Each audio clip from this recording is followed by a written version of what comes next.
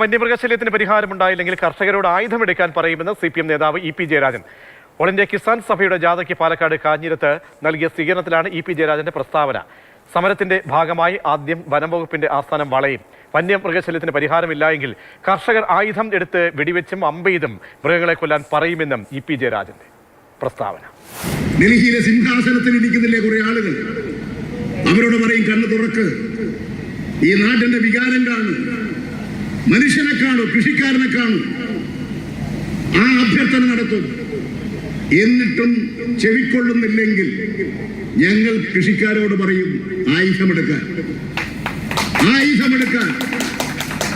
വന്യമൃഗങ്ങളെ വെടിവെക്കാൻ, വന്യമൃഗങ്ങളെ അമ്പയ്യാൻ, വന്യമൃഗങ്ങളെ കവട ഉപയോഗിച്ചുകൊണ്ട്, കുട്ടികളുടെ പറയും കവട ഉപയോഗിച്ചുകൊണ്ട് ആട്ടി ഓടിക്കും. അതിന് നിർബന്ധിക്കപ്പെടരുത്.